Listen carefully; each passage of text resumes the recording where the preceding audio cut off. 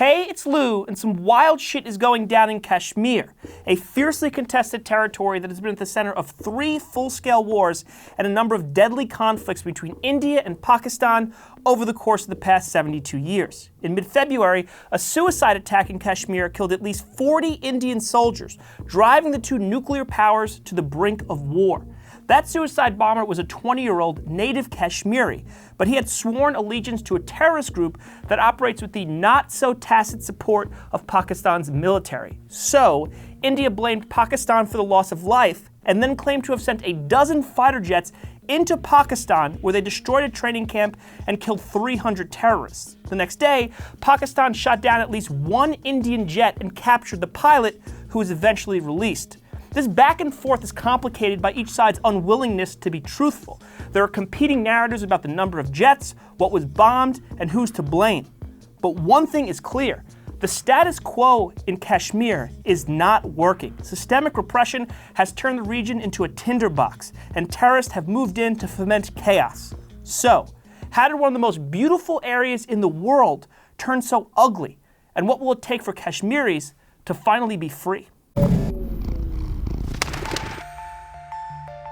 Who controls Kashmir? That's one of the oldest items on the United Nations agenda and a central tension animating 70-plus years of hostility between rival nations. This all began in the wake of World War II, when a cash-strapped United Kingdom began to shed much of its colonial empire. Their South Asian domain was partitioned into 2 countries, India and Pakistan. Now, alongside the British-controlled territory, there were over 550 princely states ruled by feudal monarchs. These monarchs were given the option of choosing which country they wanted to join. Most chose on geographic grounds. But Maharaja Hari Singh was a bit torn. He was the head of Jammu and Kashmir, which, for the sake of clarity, I'm going to call Kashmir. The location of Kashmir justified joining either side.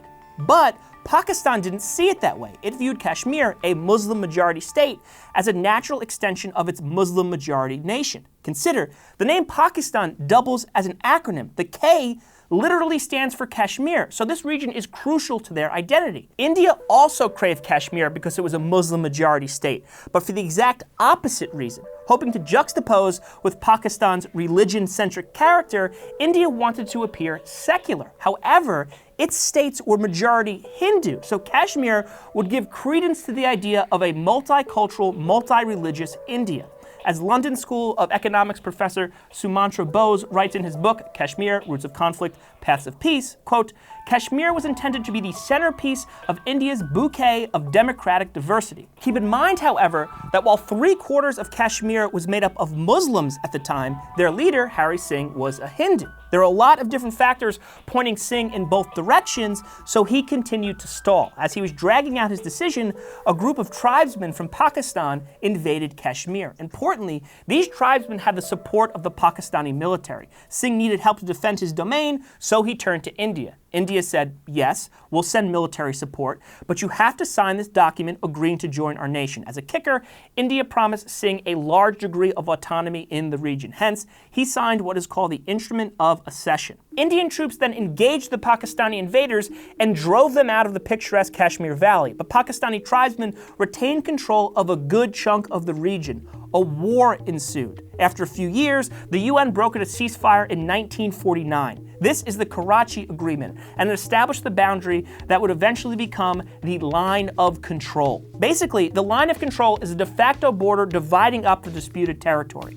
Pakistan got about 1/3 of it. For the sake of clarity, I'm going to start calling that Pakistani Kashmir. Meanwhile, India got the remainder. I'll call that Indian Kashmir. Officially, both sides maintain to this day that the entire disputed territory is rightfully theirs, but the Line of Control is respected in practice. And by the way, neighboring China controls a small chunk of territory in the region. Now, that UN agreement included a promise to hold a plebiscite. That's a direct vote where the people in Kashmir could decide who they wanted to govern them. It's been 70 years, and a plebiscite has never been held. India blames this on Pakistan's refusal to demilitarize Pakistani Kashmir. Pakistan, on the other hand, asserts that India ought to have removed its government and its troops from the region in order to assure a fair vote.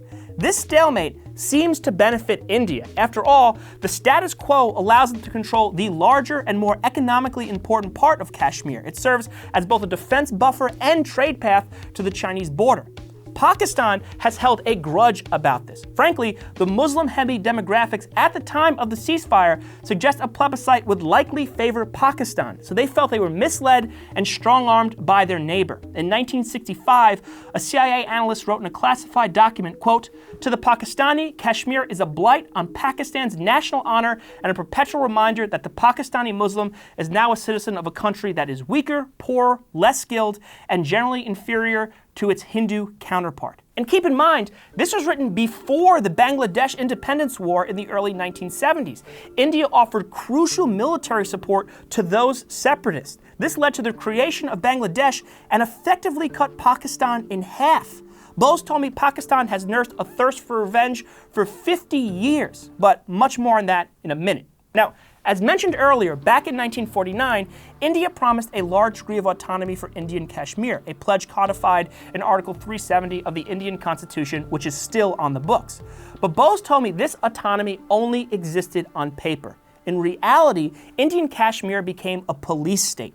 The government was stacked with puppets loyal to the regime in New Delhi. Politicians that supported an independence movement were jailed. Professor Samir Ahmed, a political scientist at the Central University of Kashmir, told me Indian Kashmir's history has been a long struggle for good governance and the self-determination guaranteed by Article 370, but it's been undermined by continuously heavy-handed actions by India's central government. So, discontent percolated for decades in Indian Kashmir. Eventually, the 1987 Legislative Assembly election proved to be a flashpoint. A diverse and youthful coalition of Kashmiri opposition groups came together under an anti-establishment banner.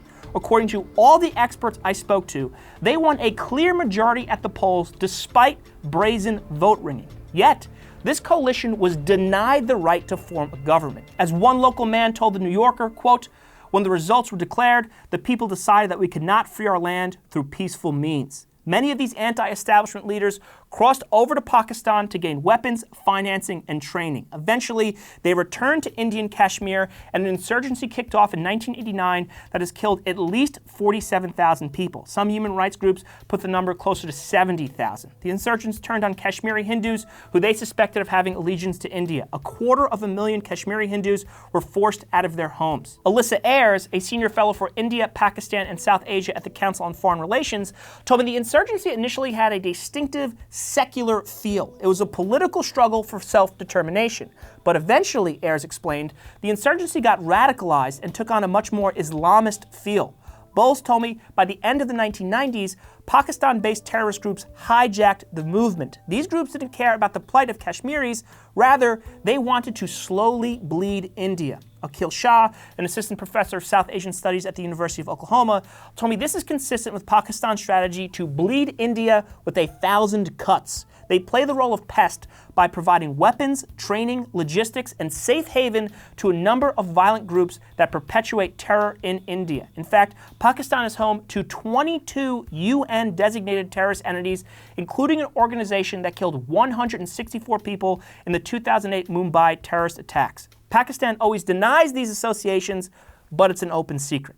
Okay, so these terrorist groups supported by the Pakistani government, particularly the shadowy ISI intelligence agency, moved into Indian Kashmir in the late 1990s to exploit anti-Indian sentiment and create chaos. It continues to this day. In addition, in 1999, Pakistani militants took up fortified positions in Indian Kashmir, precipitating a 3-month conflict called the Kargil War. However, Ahmad told me it's too easy to point a finger at the Pakistanis and say they are solely responsible for all this violence. He told me that lets India off the hook because their draconian response to the insurgency has backfired and caused discontent to grow. Their cruelty is a recruiting tool. Bose explained that when there's a terrorist attack in the region, the Indian forces don't respond with surgical precision. Rather, they employ broad repression. He told me Indian Kashmir is essentially an open-air prison with a climate of brutalization. Indian forces sometimes seal off entire districts.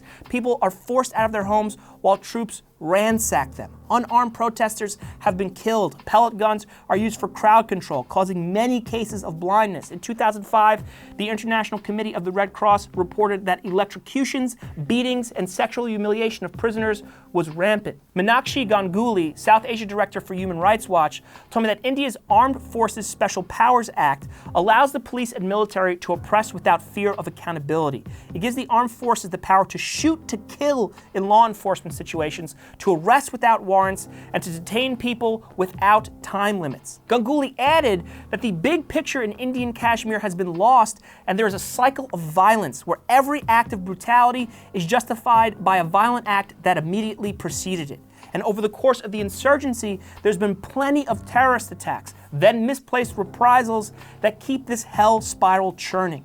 Which brings us to 2019 and the events I described at the top of the piece. On February 14th, a suicide bomber attacked a group of Indian soldiers. At least 40 died. A Pakistan-based terrorist group called JEM took responsibility. There's credible evidence that JEM has been targeting India for years. In 2001, they attacked the parliament. In 2016, they attacked an Indian Air Force base. While the group is formally banned by Pakistan, the experts I spoke to asserted they are allowed to operate in the country with the support of the government. In the wake of the most recent suicide bombing, Indian Prime Minister Narendra Modi vowed to avenge every tear. If India's version of the subsequent series of events is true, the Indian Air Force crossed the line of control for the first time since 1971 in order to kill a few hundred terrorists plotting an imminent attack. Then Pakistan shot down that Indian jet and captured the pilot. Ahmad, who was at home in Kashmir at the time, told me he couldn't sleep that night. He and his neighbors feared a nuclear war was about to start. However, in a televised address, Pakistan's Prime Minister Imran Khan said to India, "With the weapons you have and the weapons we have, can we afford miscalculation?" Pakistan released the Indian pilot in what Khan called a peace gesture. Ahmad told me this conflict has been used as a political tool to rile up jingoism on both sides. A campaign to get Khan the Nobel Peace Prize trended on Twitter. Ayres added that the continued conflict with India helps the Pakistani military justify why it's so big and so powerful in the country. I mean, it's got its hands in all types of industries, and this allows it to say, see, we need to be strong and big in order to fight India. Meanwhile, in India, the released pilot got quite the welcome when he returned home. Shah told me Modi, who is up for re-election in a few weeks, has used the exchange as a way to show he's tough on defense. Shah told me this type of flexing is necessary for Modi.